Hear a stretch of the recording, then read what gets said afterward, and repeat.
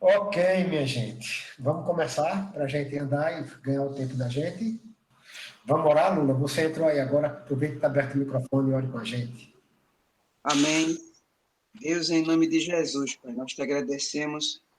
Em primeiro lugar, né, Deus, por esse dia, na tua presença, pela tua mão, Deus poderosa, que tem nos guardado, Deus, e nos livrado, né, Deus, de todo mal, tem nos suprido, Deus, de todas as nossas necessidades, Pai.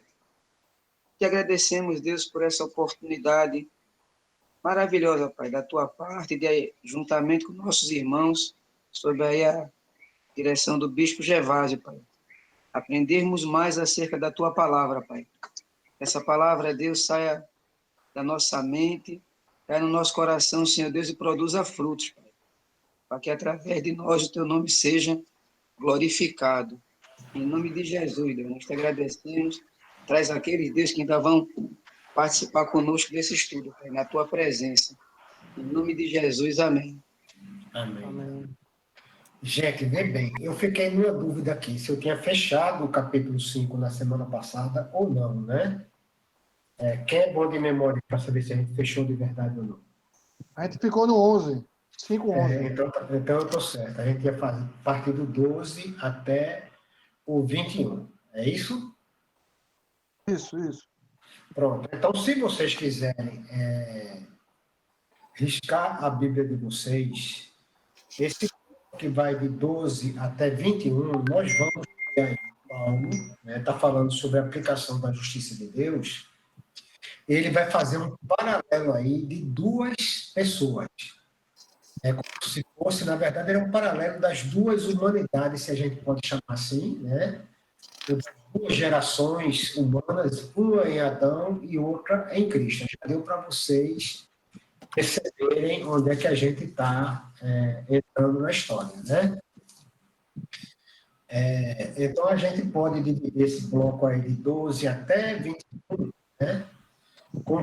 Fazendo isso, uma divisão em dois grupos de seres humanos, digamos assim, no tempo. O primeiro grupo ele está falando em relação a Adão, o segundo grupo em relação a Cristo, em duas humanidades, né?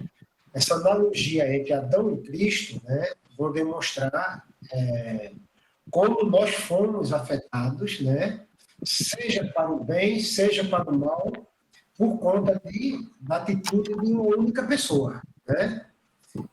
A atitude de Adão e a atitude de Cristo, como se fossem os pais, né, ou as respectivas cabeças da geração antes de Cristo, né, e a geração que vem em Cristo. Eu estou dizendo em Cristo porque eu não estou dizendo que vem depois de Cristo, não, viu, gente? Em Cristo é porque vem com ele, né? Porque quem está vivendo hoje sem ele continua vivendo a geração de Adão, né? A geração do pecado, a geração da carne, né? E aí Paulo vai tentar mostrar para a gente assim a supremacia, a superioridade, né? A maravilha de Cristo para nos redimir pagando, para nos resgatar com a sua própria vida. Boa noite, pastora, muito bem-vinda. Delon também, muito bem-vindo. Né? Então, vejam, então Paulo está falando exatamente sobre essas questões, tentando mostrar a superioridade da aliança em Cristo, né? E aí a gente vai fazer assim, vamos ler aí de 12 até 14, só basta um ler, de 12 a 14, e a gente pode quebrar o bloco, né? Quando ele lê de 12 a 14, falando que por um homem, bora pegar primeiro Adão aí, né? Tá certo? Primeiro esse bloco 12 a 14, bora falar de Adão, né? Que ele vai se referir a Adão como a primeira geração ou a primeira humanidade, tá certo? Quem quiser pode abrir o microfone e ler aí, 12 a 14. Portanto, por um homem entrou o pecado no mundo, e pelo pecado a morte. Assim também a morte passou a todos os homens, por isso que todos pecaram. Porque até a lei estava o pecado no mundo, mas o pecado não é imputado, não havendo a lei. No entanto, a morte reinou desde Adão até Moisés, até sobre aqueles que não tinham pecado, à semelhança da transgressão de Adão, o qual é a figura daqueles que havia de vir. Perfeito. Então, gente, só para a gente compreender bem, Paulo está dizendo, olha, o pecado entrou na vida da gente através da atitude de um único homem. Aí o Luiz está lá agora fazendo os links com Gênesis, e eu estou achando maravilhoso como a gente está conseguindo fazer essa ponte de um lado para o outro, né? Então, o pecado de Adão, Paulo está dizendo, ele vem, não é?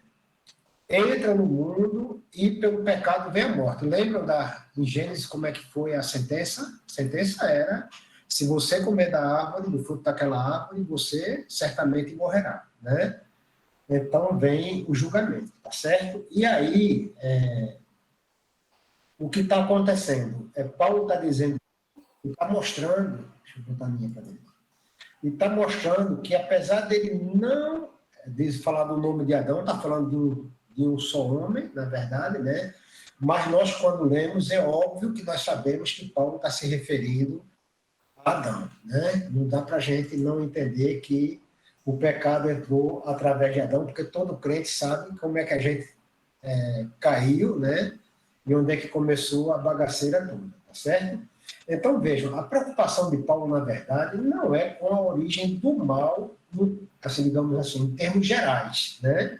Mas como o mal entra, invade a humanidade, invade a vida da gente, nós seres humanos, tá certo?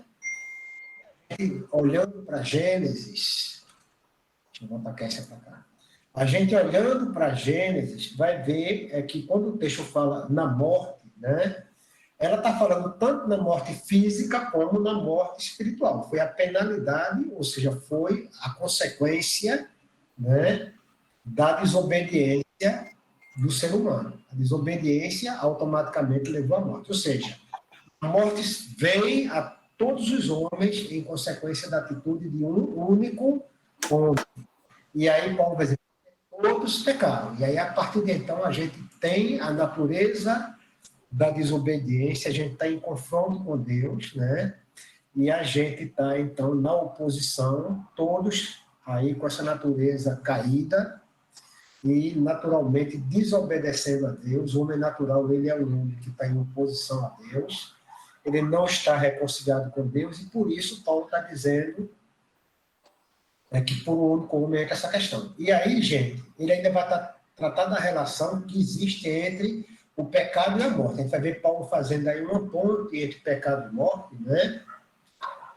Dizendo que ele passa, né, no meio dos homens, se manifesta entre todos, ou seja, toda a raça humana é contaminada. Está aí a Covid, né, mostrando para a gente que uma doença contamina rapidinho todo mundo, e o pecado contaminou a humanidade a partir de Adão, tá certo?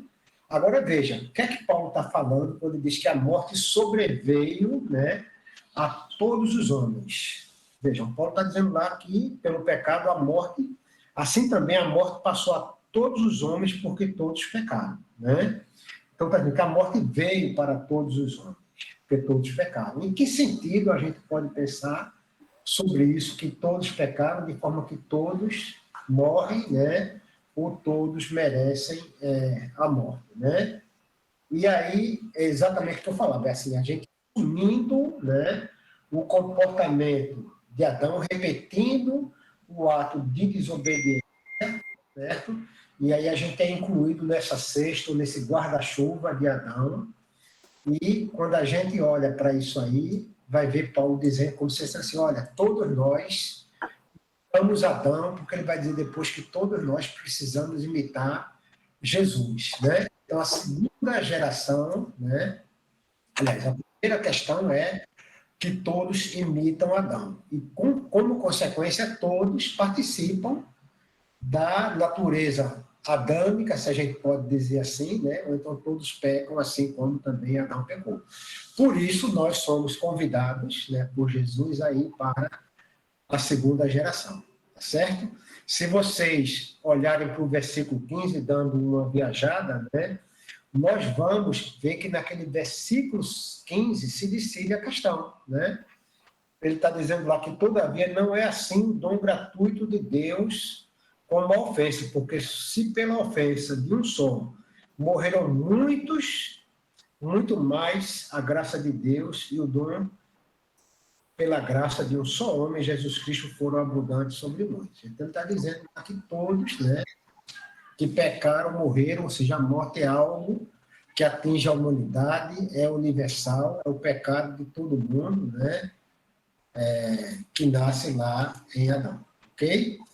Ou seja, se a... Hoje vai, gente. Só um comentário. Aí, quando tu puxasse aí, né, essa questão da né? hereditariedade, A hereditariedade do pecado na humanidade, a gente vê, né, o quanto, sobre vários aspectos, a teoria evolucionista, né, ela vai de encontro à palavra de Deus, né? Porque o cara que ele crê no evolucionismo, ele nunca vai isso. admitir que ele tem em seu DNA espiritual o pecado de Adão. Pois Então, é, em todos os exatamente. aspectos, o evolucionismo ele vai completamente de encontro à doutrina cristã. Uhum. Perfeito, exatamente. Né? Aí a gente vai ver aí, sabe, Luiz, assim, se a morte vem para todos, né, que pecaram assim como Adão, né, porque está na descendência da gente, aí a gente vai fazer assim, então, por analogia, isso quer dizer que para nós também vem a justificação por meio de Cristo, que é a segunda geração, a segunda humanidade que Paulo faz referência lá na sua carta. Então, desde o princípio dessa carta, na verdade, a gente vai ver Paulo tentando trazer uma ideia muito básica, né? O motivo pelo qual Deus aceita o pecador, né, não é o pecado, mas o mérito de Jesus. Por isso ele faz esse contraponto, esse balanço aí entre Adão e Jesus, ou seja, a correspondência entre Cristo e Adão deve preservar uma coisa, que é a verdade, e não destruir a verdade. Você estava falando aí da mentira do mundo, né, do cara tentar tirar isso, falando dos DNA, tentando negar no DNA, né? Mas, na verdade, a gente tem que fazer, preservar a verdade, né? Nessa correspondência Adão-Cristo, não destruindo a realidade da fé, né? A leitura que a gente faz poderia ser assim como nós somos condenados pelo que Adão fez, nós também somos justificados pelo que Cristo fez quando nele temos a nossa fé, tá certo? Então é exatamente isso. Aí o que acontece? É Paulo, então está chamando Adão, né? Se você olhar quando ele fala por um só homem, no verso 14, ó, entretanto reinou a morte desde Adão até Moisés sobre aqueles que não pecaram, a semelhança da transgressão de Adão, o qual prefigurava aquele que adivinha. Olha o que ele está fazendo. Paulo está aí prefigurando, né? Ou está prototipando, eu gosto de falar prototipando, que é a minha linguagem da tecnologia, está prototipando o Cristo, né? E aí, veja, antes dele retomar essa similaridade única, na verdade, existente em Cristo, né? Ele vai descrever de forma muito clara as diferenças, tá? Como entrando aqui, parando aqui. Vai retomar o texto, tentando salientar, né? Colocar tinta assim, bem marcada nas diferenças entre Adão e Cristo, tá certo? E aí vejam, né, que quando ele estava falando lá atrás, como se fossem os dois cabeças, né, de duas eras ou de duas humanidades, Adão é o cabeça da velha aliança, né, a aliança com a morte, a gente pode dizer por conta do pecado. E Cristo é o cabeça da nova aliança, ou seja, da vida eterna, da era onde nós temos vida, tá certo? E aí a gente vai poder ler os versos agora de 15 até 17, né, para entender bem o que é que ele está dizendo. Vamos ver o que é que quer ler aí de 15 a 17, pegar mais um pedacinho. Então, ok, até aí, gente, alguma questão? Quem tiver questão pode interromper e entrar, viu? Não esperem. Ô, bicho. Então a graça de Deus caiu sobre antes de Moisés e depois de Moisés. Veja, a graça de Deus existe desde a criação. A criação é pura expressão da graça de Deus, o amor de Deus. Né? Cristo está E presente para na... cobrir muita, veio para cobrir toda a transgressão, no caso, antes de Moisés e depois de Moisés. A graça de Deus está presente durante toda a existência de Deus, né? Deus é gracioso, isso é um atributo dele, né? Agora a gente vai ver a manifestação da graça Exatamente. por meio de Jesus, né? Veja, a própria lei, né? Ela foi graça de Deus. A lei não foi dada para ser usada como o povo de Deus usou, distorcendo a lei, especialmente os fariseus, né, e os líderes religiosos. Tanto que quando Jesus vem, ele mete o pé no freio, dá um freio de arrumação, e a turma não entendeu muito claro, dizendo, olha, eu não vim para descumprir a lei, não. Pelo contrário, ele é o cumprimento da lei. E a turma não estava entendendo que a lei inteira estava apontando para Cristo como a solução de Deus ou a promessa de Deus para a salvação da humanidade. Se a gente voltar para Gênesis, Luiz estava falando lá na escola dominical, né? Você aproveite lá também, né, no pé da letrada, sabe? Falando de Abraão, né, da aliança firmada com Abraão. Então, veja, aquilo ali é pura graça de Deus. Quando Deus chama Abraão, promete a ele uma descendência que diz que da descendência dele todas as nações da terra seriam abençoadas. Ele está falando ali claramente de Jesus nascendo na descendência de Abraão, entendeu?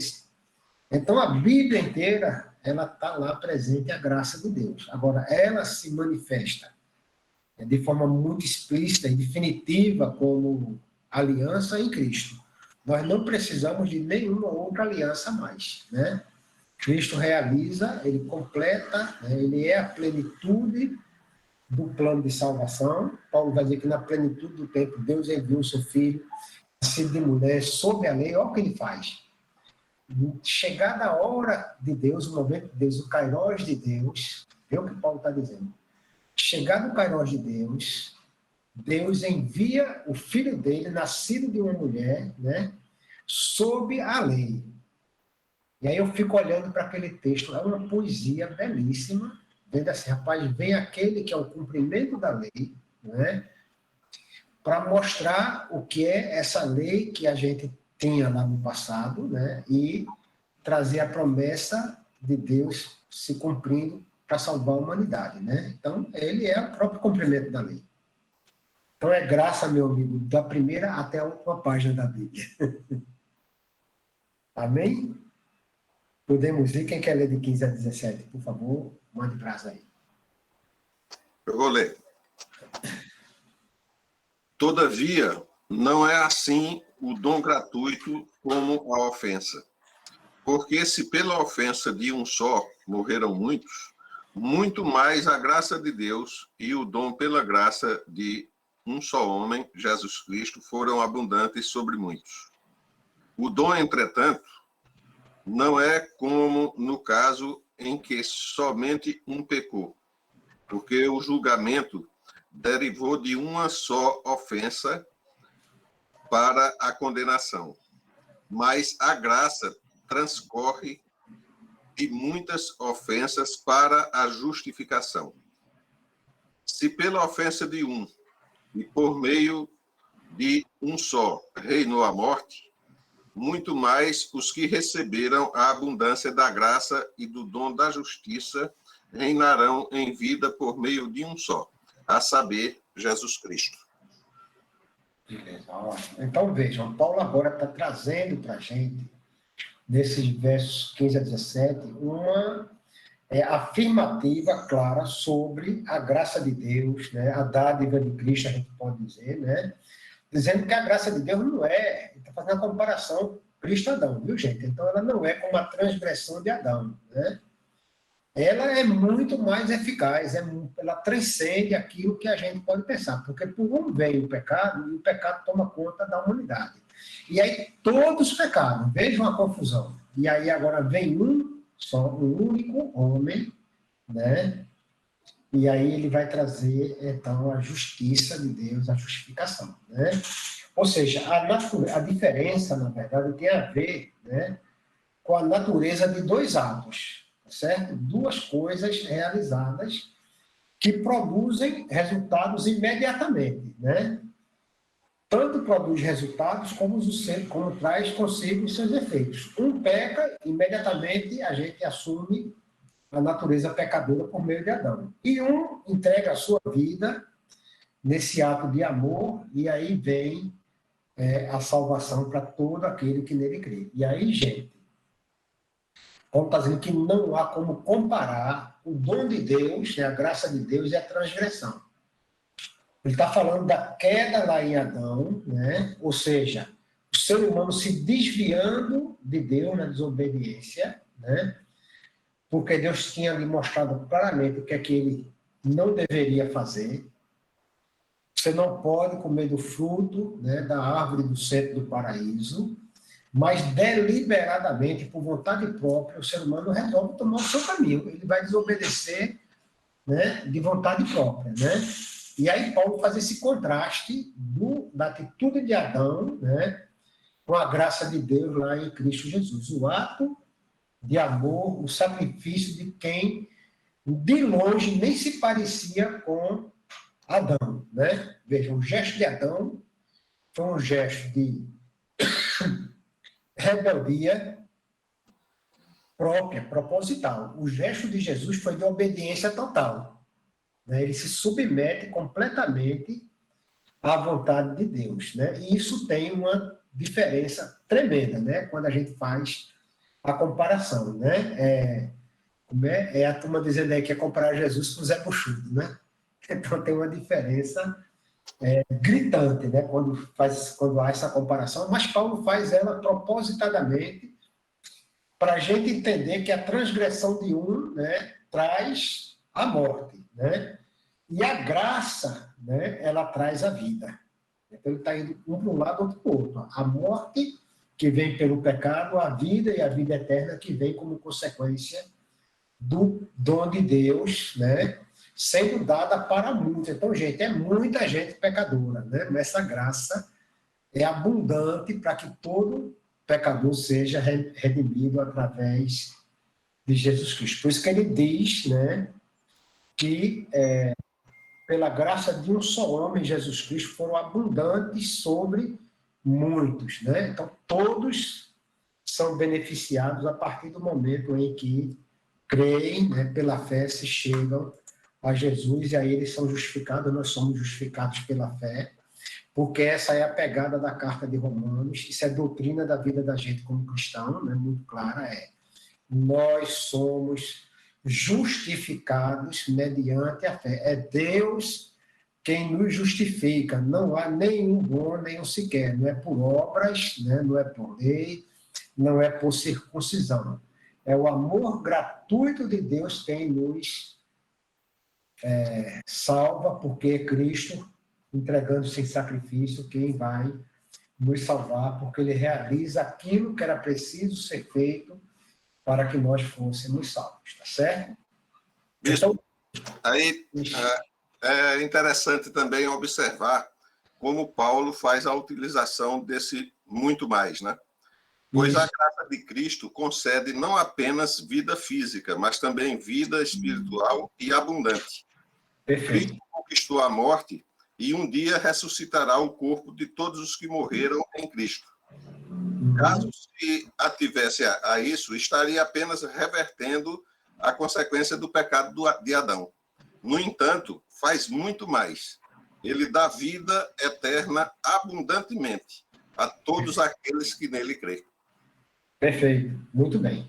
Aí, vejam, nesse verso 16, quando a gente pega a segunda parte, o verso é assim, porque o julgamento derivou de uma só ofensa para a condenação. Vejam, o julgamento derivou de uma só ofensa. O que é que Paulo está dizendo, gente? Está dizendo que a consequência do ato de um só trouxe julgamento. Ou seja, a condenação veio através do ato de uma única pessoa. Mas aí ele continua dizendo, né? Mas a graça transcorre de muitas ofensas para a ação. Ou seja, Deus trouxe, né, em Cristo a justificação para aqueles que nele creem, que é o que você acabava de falar aí, lendo esse texto, tá certo? Então, nós estamos nessa pegada aí de, se pela ofensa de um, e por meio de um só reinou a morte, muito mais os que receberam abundante graça e o dom da justiça, que reinarão em vida por meio de um só, a saber, Cristo Jesus, tá certo? Então é vida e vida em abundância, né? Em Cristo, que é a promessa de Deus, ok? Alguma questão, gente? Quem tiver, levante e a gente vai parando e corrigindo qualquer coisa, viu? Para que a gente... Bispo, por favor, bispo, é só uma dúvida aqui. Vamos. Essa ofensa de um só homem foi o pecado, né? Pecado. Foi o que Adão fez. Agora, quando ele diz assim, mas o dom gratuito veio de muitas ofensas, essas muitas ofensas que levaram à justificação é exatamente o sofrimento pelo que Cristo passou. Né? O sofrimento dele, porque ele foi, como é que se diz, condenado a pagar uma coisa que ele não cometeu. Exatamente. Essas ofensas, né? O pecado de muitos é o pecado de toda a humanidade agora, lançado sobre Jesus, né? E ele pagando o preço, que é o que Paulo fala da abundância da graça, e o dom da justiça, né? A justiça de Deus, agora Deus fazendo justiça por meio de Jesus. Então, Jesus recebe os pecados de muitos, ou seja, o pecado de toda a humanidade, para que na cruz ele pague o preço e nós sejamos, então, justificados. Somente ele poderia fazer isso, é o que Paulo está dizendo. Entendi, obrigada. Ok? Então, vamos de 18 a 21. Então, veja, Paulo agora vai pegar de 18 a 21 novamente e aprofundar nessa comparação entre Adão e Cristo, tá? Eu vou ler. 21, para a gente fechar o capítulo. Eu vou ler. Portanto, assim como por um só transgressor veio o julgamento sobre todos os homens, para a condenação, assim também para um só ato de justiça veio a graça sobre todos os homens, para justificar que produz vida, porque assim como pela desobediência de um só homem, muito foram feitos pecadores. Assim também pela obediência de um só, muitos serão feitos justos. A lei, porém, veio para que a transgressão se ressaltasse, mas aonde o pecado se ressaltou, a graça ficou ainda mais evidente. Para que, assim como o pecado reinou na morte, assim também a graça reinou pela justiça, para a vida eterna, por meio de Jesus Cristo, nosso Senhor. É lindo, não é? Não é lindo o texto? Aí, o que é que Paulo está fazendo nos versos, nesse verso de forma especial, né? Veja, Paulo está quase que sendo repetitivo. Ele está dizendo, olha, os resultados imediatos do que fez Adão e do que fez Jesus, né? Da mesma forma que lá no verso 16, nos levam ou a ser condenados ou a ser justificados, né? Então, vejam que é um Y aí, né? A nossa estrada nos conduz ou à condenação eterna ou à salvação eterna. Condenação e justificação estão diante de nós.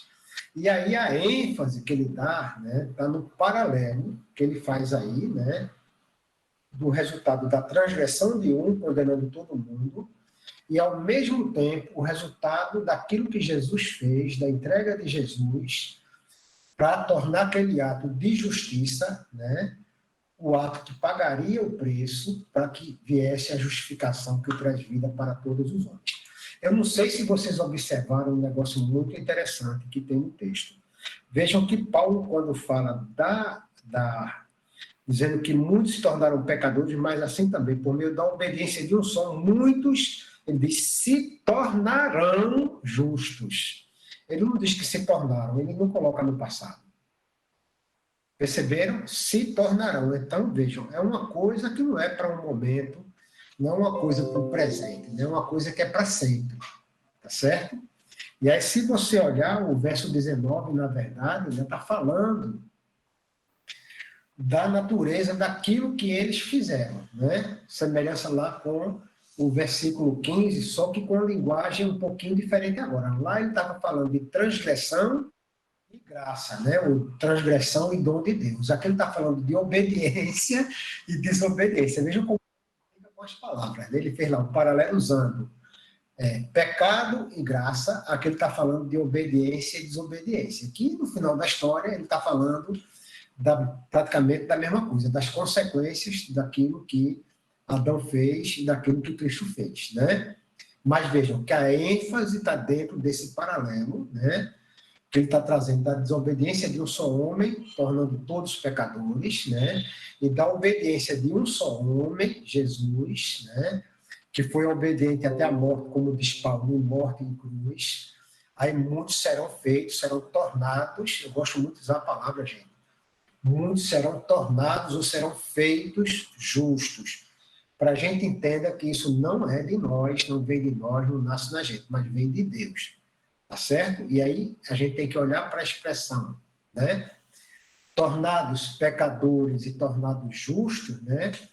É uma expressão que não pode ser olhada por nós, né, como algo... deixa eu achar a palavra certa para vocês não confundirem, né? Algo que é assim, simples, mas um negócio que torna as pessoas, dentro de um campo espiritual e moral, né? Pessoas que estão declaradas justas ou injustas, né? Aos olhos do próprio Deus. Então, é aí que a gente vê a balança, né? Sendo colocada. Aí você vê assim, a gente poderia estar olhando para o texto e ver o seguinte, no verso 20, Paulo pergunta, por que, cadê, verso 20? Porque quando eres escravos do pecado, estáveis, isentos em relação à justiça. Naquele tempo, que resultados colheste? Veja uma pergunta que ele faz, quais foram os resultados que vocês colheram, né? É uma pergunta interessante, né? Ou seja, ele está perguntando para que foi dada a lei, em outras palavras, né? A lei foi introduzida, ele vai dizer para frente, para que ela ressalte o pecado. A lei clareou, ela trouxe luz, né, sobre o pecado. Ela salienta, ela é como se fosse um marcador, botando aquela marca amarela em cima da letra, né, para mostrar o que é pecado, né? E aí a gente vê que Paulo, na verdade, já falou sobre isso anteriormente, né? E aí ele está dizendo que a lei, na verdade, ela revela para nós, ou revelava para o judeu, né? É o pecado muito bem delineado, muito bem definido, né? E como ele se manifestava, né? Ou seja, a lei torna o pecado numa desobediência, numa transgressão àquilo que era o desejo de Deus, né? E é por isso que ele diz, então, onde não há lei, não há transgressão. Veja, é aquela história que a gente gosta de brincar. Se no jogo de futebol não tiver juiz e a turma não estiver usando regra, então não tem falta. Entenderam? É por isso que eu estou dizendo, ó, gente, quem não conhece a lei não está transgredindo a lei, porque ele não conhece. Simplesmente não conhece. Que aparentemente seria uma contradição àquilo que a gente já estudou lá atrás, quando ele fala que o ser humano naturalmente tem no coração, né, a essência de Deus, ele sabe quando está pecando e sabe quando não está pecando, né? Essa marca, como diz Luizinho, que eu gosto muito de falar isso, está no DNA da gente. Então a gente sabe quando está transgredindo, né? E aí vejam então assim, o que é que nós vamos encontrar, né? A providência de Deus vendo o pecado crescer em meio à humanidade, aquela batalha toda que a humanidade vivia, né?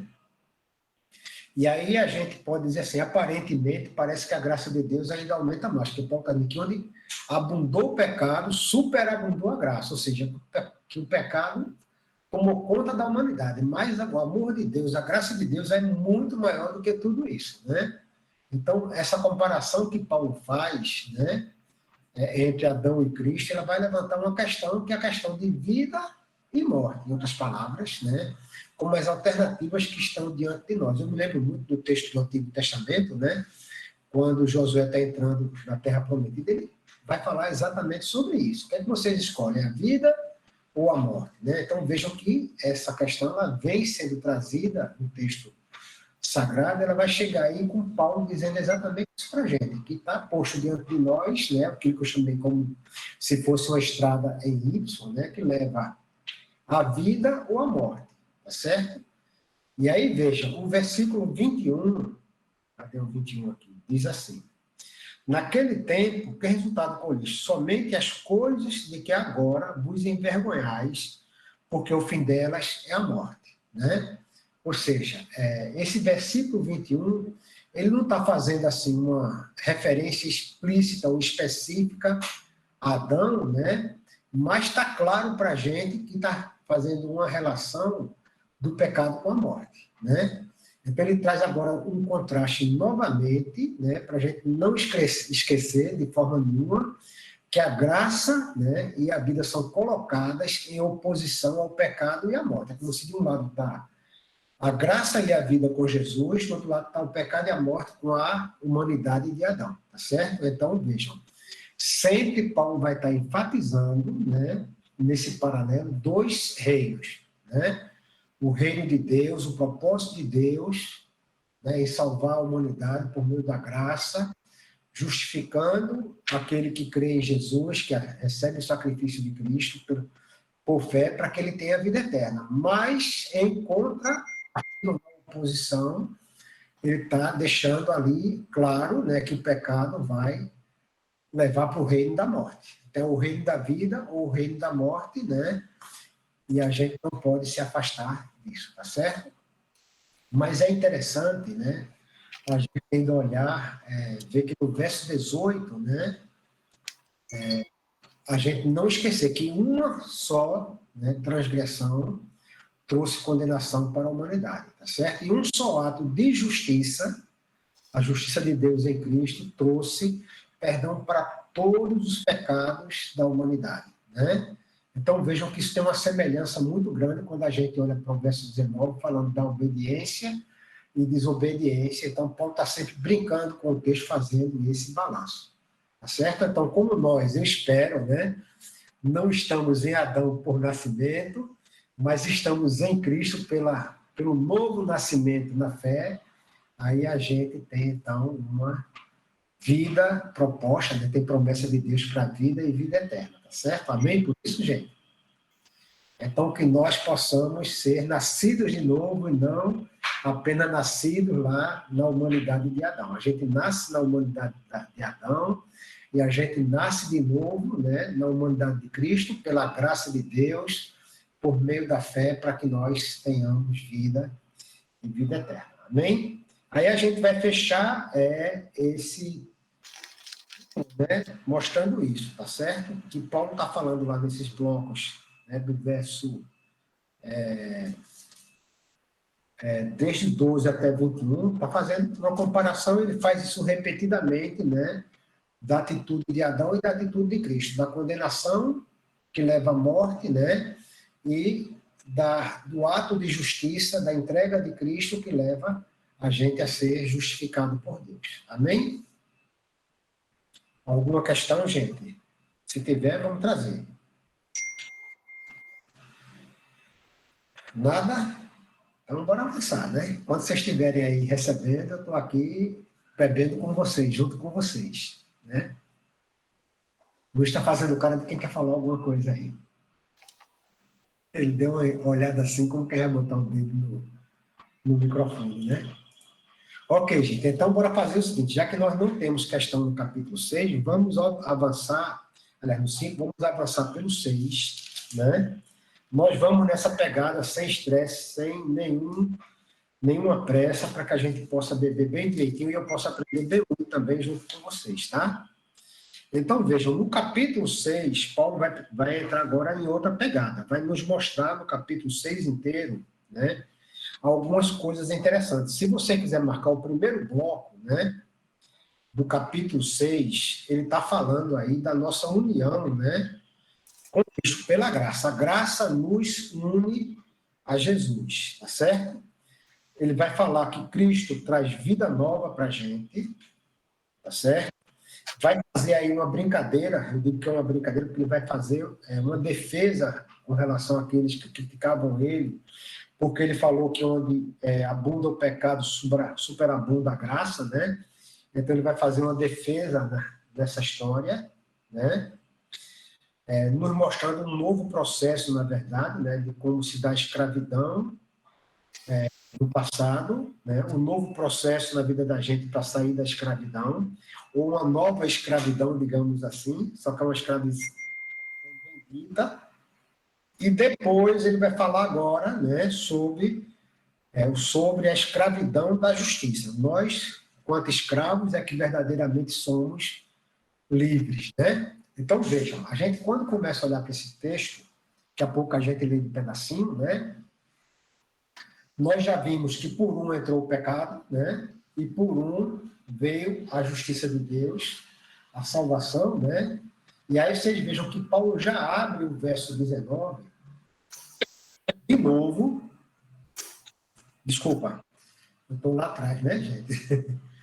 Paulo já vai abrir o capítulo 6 fazendo uma pergunta, né, relacionada à questão, né, do pecado. Que diremos, pois, permanecemos no pecado para que seja a graça mais abundante, né? Isso, na verdade, gente, era Paulo aí fazendo uma defesa por conta de uma crítica dos judaizantes, né? Porque ele estava falando da graça, ou da suficiência da graça, né, para a salvação da gente, tá certo? E aí ele está basicamente falando sobre aqueles que pertenciam a Adão, ou pertenceram a Adão como o autor do pecado e da morte. E vejam, na verdade, eu estou aqui forçando um pouquinho. Bora melhorar, né? Adão como autor do ato que traz pecado e morte, né? E agora falando daqueles que pertencem a Cristo como o autor da salvação, né? E da vida eterna, tá certo? E aí, vejam, o que é que ele está falando?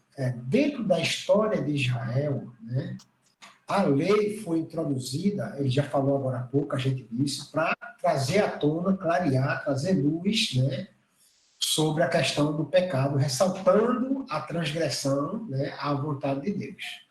Mas aí ele disse que onde abundou o pecado, superabundou a graça, a fim de que a graça reine. Isso foi uma coisa que gerou problemas, né?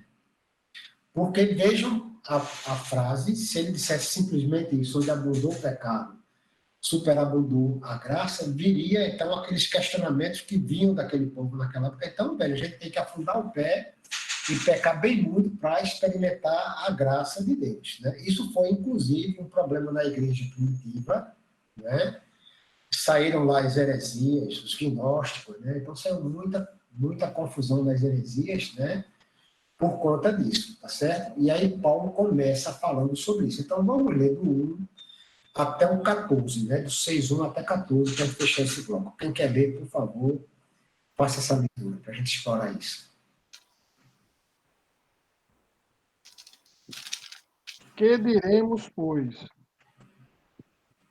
Permaneceremos no pecado para que a graça abunde? De modo nenhum. Nós que estamos mortos para o pecado, como viveremos ainda nele? Ou não sabeis que todos quantos fostes batizados em Jesus Cristo, fomos batizados na sua morte? De sorte que fomos sepultados com ele pelo batismo na morte, para que, como Cristo foi ressuscitado dentre os mortos, pela glória do Pai, assim andemos nós também em novidade de vida. Porque se fomos plantados juntamente com ele, na semelhança de sua morte, também o seremos na sua ressurreição. Sabendo isto, que o nosso homem velho foi com ele crucificado, para que o corpo do pecado seja desfeito, para que não sirvamos mais ao pecado. Porque aquele que está morto está justificado do pecado. Ora, se já morremos com Cristo, cremos que também com ele viveremos. sabendo que, tendo sido Cristo ressuscitado dentre os mortos, já não morre. A morte não mais tem domínio sobre ele, pois, quanto a ter morrido, de uma vez morreu para o pecado, mas quanto a viver, viver para Deus. Assim também vos considerai-vos certamente mortos para o pecado, mas vivo para Deus em Cristo Jesus, nosso Senhor. Não reine, portanto, o pecado em vosso corpo mortal, para que lhes obedeceste em suas concupiscências.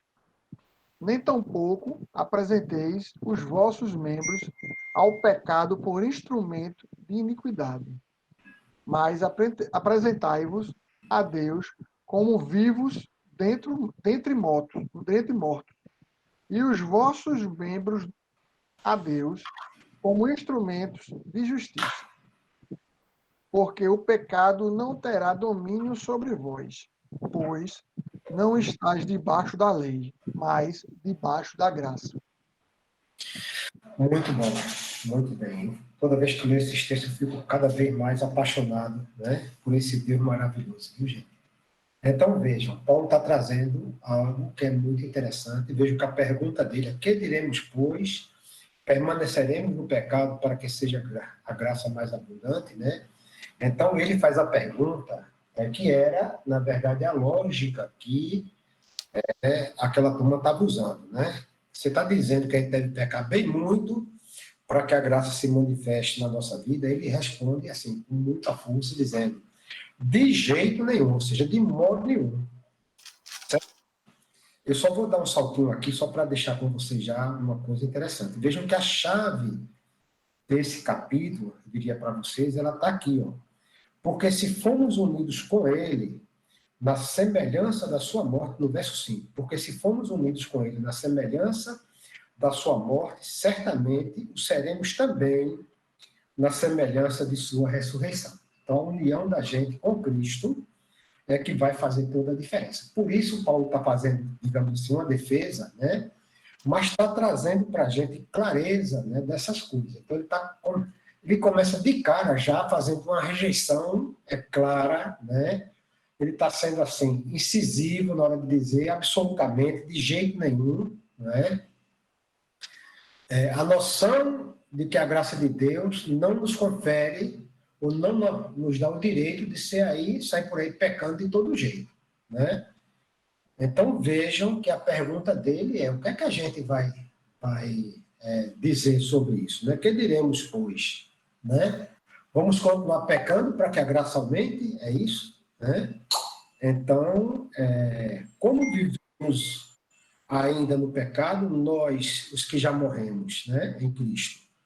Ou porventura ignorais que todos nós fomos batizados em Cristo Jesus, sendo batizados na sua morte? Vejam que Paulo, né, está pegando essa história quando ele, de maneira nenhuma, né, é um argumento que é lógico, né, e ele parece assim. Isso era a história dos antinomianos, né, lá naquele tempo, que estavam trazendo exatamente essa questão, né, da abundância do pecado, e Paulo está aí batendo nessa lógica, tá certo? Primeira coisa, ele vai fazer um argumento conciso, né, resumido sobre isso, ele vai trazer uma primeira argumentação, mas ele vai nos deixar, né, enxergando a história assim, de forma muito mais prática e muito mais clara, né? Primeira coisa, ele vai dizer que nós morremos. Tenham paciência comigo agora, viu, gente? Eu vou fazer um arrazoado. Eu achei que esse bloco de texto ele merece um arrazoado mais, um pouquinho mais detalhado, sabe? Vejam, nós morremos para o pecado. Então, Paulo está lançando aí diante de nós uma realidade, né? Que ela é a essência, né, da gente, porque ela é aí para nós uma resposta para quem pensa nisso. De que se eu pecar bem muito, então a graça vai ser muito maior, e aí eu vou continuar pecando para que Deus me abençoe. Então, fujam desse negócio, pelo amor de Deus, né? porque era isso que a turma dizia. Então, veja, ele está dizendo, olha, o crente, né, não deve estar aí insistindo nessa história de pecado, né, porque se ele continua nessa insistência de pecado, é um negócio contradito com a realidade dele. Nós morremos para o pecado, né? Ora, se nós morremos para o pecado, como é que nós vamos viver no pecado? Essa é a pergunta que a gente deve se fazer, tá certo? E aí nós temos que pensar assim, Paulo está falando de um jeito aqui, que ele está dizendo, olha, gente, tem aí uma inviabilidade, tem aí uma incompatibilidade, né, prática do pecado na vida da gente, né? Isso não tem sentido. Há alguma coisa que não tem casamento, ela não pode combinar, nem moralmente, nem espiritualmente. Sabe por quê? Porque morrer para o pecado, vejam bem, um morto, ele tem algum sentimento? Alguém me responde aí, por favor. Um morto tem sentimento? Se você catucar um morto, ele se mexe? Não. Não. Então, vejam, do jeito que o cabo morreu e não se mexe, não tem sentimento, né? Ele não reage, veja como se Paulo estivesse dizendo, olha, se a gente morreu, a gente não mais é sensível, né? Não está mais sensível ao pecado, né? Vejam o que é que ele vai dizer no verso 6, né? Sabendo isto, que foi crucificado com ele o nosso homem velho, para que o corpo do pecado seja destruído e não sirvamos mais ao pecado como escravos, tá certo? Então, vejam, é como se a gente morrendo não mais tivesse queda ou sensibilidade para o pecado. O pecado é a oferta, né? Que quando chega até nós estamos como se fôssemos mortos. Não temos mais ânimo, né? Não temos mais atração, digamos assim, porque fomos crucificados com Cristo. Então, cuidado com o que eu estou dizendo aqui, viu, gente? Para que a gente também não vacile, pensando assim, já que eu morri, né? Eu estou tranquilo. Não, nossa natureza, nós estamos vivos ainda, né? Vivos na vida carnal, tá certo? E essa vida da gente é uma vida que nós vivemos, que nós estamos aqui sendo tentados, né? Nós somos, aí na verdade, por Paulo, animados, eu diria para vocês, né? A desobedecer à vontade carnal, tá certo? Para obedecer ou para servir à vontade de Deus, tá certo? Aquele que recebe o Espírito de Deus, recebe vida, né? Para morrer com Cristo, olha, a proposta é morte com Cristo, ser sepultado com Cristo. O cara que é sepultado, ele não tem sensibilidade. Então, é para que a gente sepulte o velho homem, veja agora onde é que está a história, né? A gente permita que Deus sepulte em nós o velho homem, que aí a gente morrendo, né? A gente não vai estar mais sensível ao pecado, a gente vai estar com aquelas características, né? Como se fosse um morto, tá certo? Fazendo uma analogia com o cabo que morreu mesmo, para que ele não se balance mais na direção do pecado, tá certo? Então, Gervásio, isso aponta, né, para o livro de Lutero, né? Nascido escravo, né? Exatamente. Mas o senso humano é algo meio assim contraditório. Ué, eu nasci escravo e eu morro para reviver? Sim, morre o velho homem e vive, né, a partir daí, né? O cara nasce escravo do pecado, aí morre para viver. É isso mesmo. Aí, veja, o cara nasce escravo do pecado e ele vive como escravo. Aí o cara renasce como escravo da graça e aí ele vive como homem livre. Não é interessante? Vejam que contraposição, né? Tá certo? Aí Paulo vai entrar aí no verso 3, dizendo assim, ou porventura ignorais que todos nós fomos batizados em Cristo Jesus e fomos batizados na sua morte. Vejam, a palavra ignorais aí para mim, quando aparece no texto, ela me salta os olhos. A ignorância no sentido de a gente não conhecer, né? Vocês por acaso desconhecem, a pergunta é essa, por acaso vocês desconhecem, né? Que todos nós que fomos batizados em Cristo, fomos batizados na sua morte, ou seja, a gente morreu, né? Foi batizado na morte de Cristo, a gente morreu com ele, né? O que é que ele está dizendo, gente? O que é o batismo? Quando a gente batiza uma pessoa, que simbolismo tem no batismo? Quem lembra aqui? Vai fazer que nem Luiz, né? Google quem, Luiz? Google formulário oral. Pronto, o Google Form 1 de hoje, né? Que significado tem o batismo, né? O que simbolismo tem o batismo quando a gente vê aquele sacramento do batismo? Quem lembra? Bora, Google Form. Eita! Que silêncio, gente. Seria morrer para o pecado, né? Isso. O pecado e depois renascer, ou seja, reviver através da ressurreição que nos foi concedida pela ressurreição de Cristo. Exatamente, perfeito, veja. Então, veja, o batismo, ele está imbricado, assim, né? É a nossa união em Cristo, aquele simbolismo de inserção na igreja, ou no corpo de Cristo, né? Aí Paulo falou agora do batismo, né? Da gente, dizendo assim, olha, vocês quando estão unidos a Cristo, né? Estão unidos ao Cristo que foi crucificado e ao Cristo que ressuscitou, vejam, as duas coisas. Você morre para reviver, ou morre para viver de verdade, tá certo? E aí o argumento de Paulo, na verdade, é que ser cristão significa que eu estou identificado com Cristo de forma profunda, né?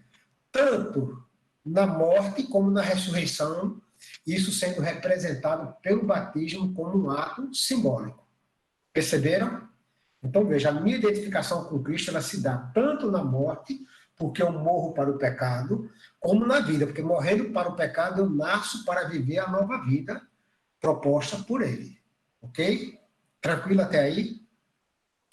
E aí, gente, a gente vai ver, então, nos versículos 4 e 5, Paulo dizendo, fomos, pois, sepultados com Ele na sua morte pelo batismo. Ou seja, quando eu sou batizado, recebo, né, o batismo, por fé, né? Aí é aquilo que a gente diz, quando a gente está batizando alguém, a gente está ali orando para que esse ato seja ratificado no céu e Cristo de verdade esteja batizando o sujeito, né? Aí ele diz, para que, como Cristo foi ressuscitado dentre os mortos pela glória do Pai, assim também andemos nós em novidade de vida. Olha a bronca aí, tá vendo? Então ele está ali agora amarrando, né, essa história daquele... eu devo pecar bem muito, então, para que abunde a graça de Deus. Ele está desfazendo todo esse argumento aí em cima, tá certo? O propósito de Deus é que a gente participe da ressurreição de Cristo, que é o que está nos versos 4 e 5, né? E esse verso 5, na verdade, está ratificando, está reforçando a nossa participação tanto na morte como na ressurreição. Talvez a gente pudesse ser assim, lendo esse texto, né? Se o batismo, no batismo de Cristo, a gente se identifica com ele na morte, certamente que a gente vai se conformar, né, a uma vida nova, uma vida moral e espiritual para a ressurreição, né? E aí o velho homem é crucificado, tá certo? E as coisas velhas ficam lá para trás. O que aconteceu se torna passado, tá certo? E aí vem uma consequência, né? Esse velho homem que foi crucificado com Cristo, ele é crucificado, tá certo? E aí Paulo diz assim, para que o corpo do pecado seja destruído e nós não mais sejamos escravos do pecado. Vejam que a tese é muito prática, né? Na prática, ele está dizendo, olha, na hora que a gente é crucificado com Cristo, o nosso corpo de pecado, né? Ele está falando de algo que pode estar tanto no uso do nosso corpo, como no uso do nosso pensar, né? Ser crucificado, morrer para que a gente não mais seja escravo do pecado, ok? Bispo, aí no caso também a gente pode ver aí nesse final do verso 4, quando ele diz, assim também andemos nós em novidade de vida. Certo, É o que em vida nova, né? vai dizer, aquele que está em Cristo é nova criatura, né? Exatamente. Vida Andemos, nova, né? está em Cristo, né? E novidade de vida, nova criatura. Ele segue no sentido, porque se a ele fomos unidos na semelhança da sua morte, certamente seremos também na semelhança da sua ressurreição. Essa aqui é a chave que eu disse para vocês no texto. E aí ele contou, sabendo isto, que foi crucificado com ele o nosso velho homem, para que o corpo do pecado seja destruído e não sirvamos o pecado como escravos. Vejam que ele está trazendo de volta a questão para que a gente não seja escravo, não seja servo do pecado. Se nós cremos, né, que viveremos com Cristo, nós precisamos de crer nisso, e isso tem implicação, tá certo? A nossa relação é de que o velho homem morreu, tá certo? E agora as questões são desdobradas, né, na ressurreição de Cristo, para que nós, mortos para o pecado, por fé, possamos viver, né, desfrutando da ressurreição, né, pensando já lá na frente, no dia, né, em que nós vamos nos unir ao Senhor em glória, tá certo? Porque temos agora essa garantia, esse penhor na vida que nós viveremos eternamente, né? E cuidado, quando eu falei vida eterna, ela começa agora, né? Mas falando aqui agora lá da glória, né? Isso tudo se resume ao ato, a ressurreição de Jesus, tá certo? Se Jesus ressuscitou dos mortos, né? Ele não vai morrer outra vez. Tem que ter esse cuidado, que é o que Paulo vai falar para nós aí no verso 9. Ora, se já morremos com Cristo, cremos também que com ele viveremos, sabedores de que, havendo Cristo ressuscitado dentre dos mortos, já não morre, a morte já não tem domínio sobre ele. Então, Cristo já venceu a morte, né? A morte não mais tem domínio sobre ele. E ele completa dizendo, pois quanto a ter morrido uma vez para sempre, morreu para o pecado, mas quanto a viver, vive para Deus, o que é a proposta para nós, né? Ou seja, Cristo foi ressuscitado, né? Não foi ressuscitado no sentido que quando a gente faz lá uma massagem no coração, o cara desperta para a vida novamente para morrer de novo, né? Cristo foi ressuscitado definitivamente no sacrifício único, perfeito e completo, para que ele, vencendo a morte, não mais a morte tenha domínio sobre a nossa vida lá na eternidade. Então, morrendo para o pecado, ele morre uma única vez, porque ele levou os pecados da gente, morreu vivo, morte única, sacrifício único, perfeito, completo, né? Para viver para Deus. Então, gente, a gente vai ver que tem uma diferença aí, né? A morte, né, como um evento do passado, comparada com a experiência do presente, né? A gente tem que pensar nessa questão. A natureza, ou seja, a morte entrando pelo pecado, assumindo-se isso como castigo, né? Mas a ressurreição em Cristo sendo trazida como vida com Deus, né? Na perspectiva da glória. Vida, como Cleomiro disse há pouco, em abundância, uma vida onde a gente tem qualidade de vida. A morte morre uma vez por todas, né? E ela não mais vai ter poder sobre nós, porque o ato de Jesus é um ato contínuo, né? A ressurreição vindo para salvar e salvar sempre a gente, certo? Então nós devemos nos considerar mortos para o pecado, mas ao mesmo tempo vivos, né? Para Deus, entendendo que a morte de Jesus foi suficiente para pagar o nosso pecado, né? E a ressurreição dele sendo um ato de Deus, um ato onde a gente, pela fé, se une a Jesus, morrendo a morte dele na cruz e ressuscitando com ele, né? Com o perdão dos nossos pecados, sendo justificados por meio do sacrifício dele. Então, gente, a gente deve se considerar efetivamente mortos, né? Tendo cuidado de não achar que eu estou mortinho, estou garantido, nunca mais eu pego, né? Se você pensar assim, eu vou orar para que Deus leve logo você, porque você está na face da terra, vai ser tentado e poderá pecar, tá certo? Mas a lógica é que a gente deve matar o velho homem para viver para Deus, tá certo? E aí a gente vai viver essa realidade, ok? Compreendendo isso, a gente vai entender que a vida velha, né, vai ter que ser deixada para trás para que a gente viva uma vida nova, né, porque a dívida já foi paga, a lei já foi cumprida, foi satisfeita, Cristo pagou o preço, né, e nós não vamos mais querer conversa com o pecado, vamos querer conversa com a graça de Deus, né, para ter uma vida santa, né, ser santos, que esse é o propósito de Paulo quando está falando da gente aqui, está dizendo que, olha, essa justiça de Deus, ela é comunicada a nós para que a gente seja santos, se separe do pecado para viver uma vida de santidade, né? Crucificando o velho homem em Cristo, né? Entendendo que quando nós somos batizados em Cristo, nós somos unidos a Ele, né? Também na sua ressurreição, e através dele nós morremos para o pecado e vivemos para a eternidade. Essa é a grande questão que está colocada diante de nós, né? E aí, para eu tentar fechar pelo menos esse pedacinho com vocês, né? O capítulo... Oi. Eu estava vendo aqui esse paralelo, né, de Paulo com a carta aos Hebreus. Isso.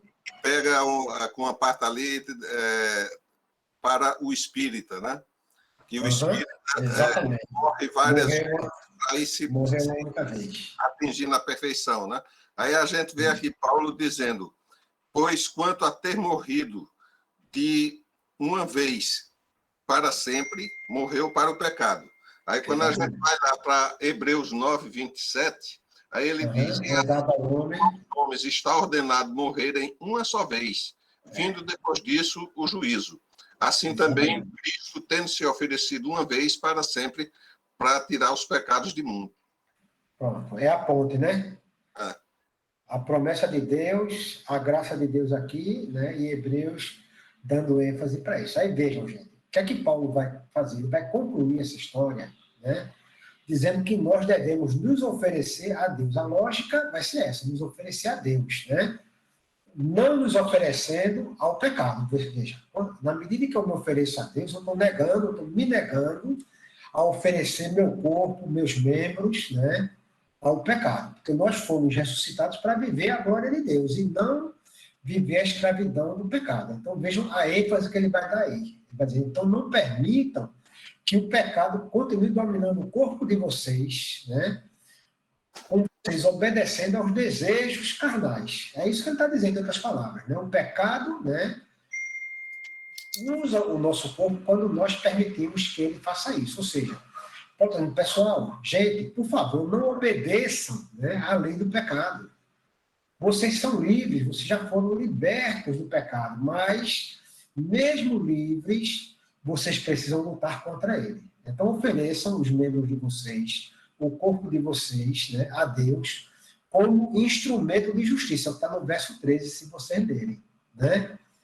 Já que esse corpo perece, né, então vamos pegar essa estrutura da gente, os olhos, o ouvido, né, as mãos, a boca, né, o pé, o nosso corpo, né, a nossa mente, a nossa capacidade de pensar, né, e usar isso não para desgraça, mas como instrumento de Deus, né, para que a gente possa ser agradável a Deus, oferecendo o nosso corpo para ser usado por Deus. Essa é a conclusão que ele faz aí, tá certo? Trazendo no verso 5, 15, então, uma afirmativa muito interessante, assim, muito gloriosa, né? Tá certo? Então, nós vamos viver a vida não como quem está embaixo da lei, mas vamos viver como quem está sob a graça. É a pergunta que ele faz, né? Vejam que quando ele chega lá no verso 15, né? Ele diz assim, e daí, vamos pecar porque não estamos debaixo da lei e sim da graça? Então ele tá, aí ele vai rebobinar, assim, ele vai rever, vai reprocessar, né? Novamente tudo que ele fez aí do verso 1 até o verso 14. Paulo vai fazer do verso 15 até o verso 23, ele vai fazer um replay, a gente pode dizer, né, desse primeiro bloco aí, né, quando ele está falando da graça que nos une a Cristo. Só que ele vai fazer agora um replay, né, falando sobre a questão de escravidão, tá certo? Então, nós vamos fechar hoje nesse primeiro bloco, e nós vamos continuar na próxima, falando exatamente disso, né, que é a lógica, né, da vida de um convertido, né, de um crente, a lógica de como deve ser a vida do crente, né, a lógica da conversão que deve apropriar-se, né, de uma conta da nossa vida. Ok? Amém? Alguma questão, gente?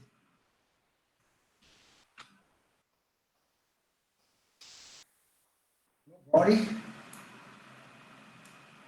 Se não tem, vamos orar para eu correr para outra agora. Amém, gente? Eu caí ou está todo mundo mudo mesmo? Aí, ô Gervásio, Amém. só, né, para não dizer que eu não vê, na carta aos Coríntios, 1 Coríntios 15, 14, Paulo diz assim, e se Cristo não ressuscitou, é vã a nossa pregação e vã a nossa fé. e somos tidos por falsas testemunhas de Deus, porque asseveramos contra Deus que ele ressuscitou a Cristo. Ou seja, tem que crer com a premissa, né, do crente que Cristo ressuscitou, e assim como ele, nós também ressuscitaremos com ele. Exatamente. Senão a nossa fé está perdida, né? Beleza, gente. Ótimo. Graças a Deus. E aí, na prática, qual é a aplicação disso para a vida da gente, pessoal? A aplicação prática dessa história, né? E Paulo falando disso, onde abundou o pecado, superabundou a graça.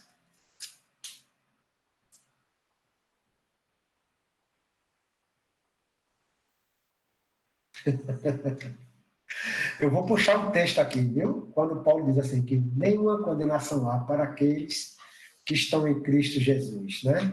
Já não pesa mais sobre nós condenação, e a gente deve ter, então, um cuidado prático, né, de viver a vida como um crente, né, entendendo que, mesmo sabendo que a graça de Deus nos é suficiente para trazer perdão de pecados, ninguém pode viver com o pé afundado na jaca, mas precisa viver como um velho homem que morreu, né, o que está querendo estar morto o tempo inteiro para o pecado e vivendo para Deus.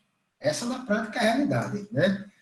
Ah, eu pequei, velho, ninguém vai se martirizar, ninguém vai viver aí arrastando o corpo o resto da vida, mas precisa de arrependimento para remissão de pecados e aí caminhar, né, entendendo que a graça de Deus traz, né, um perdão para a sua vida e seguir a vida agora tentando de novo pegar o caminho, né, o Y que leva a gente para a justiça de Deus, para a justificação, e não para a humanidade de Adão.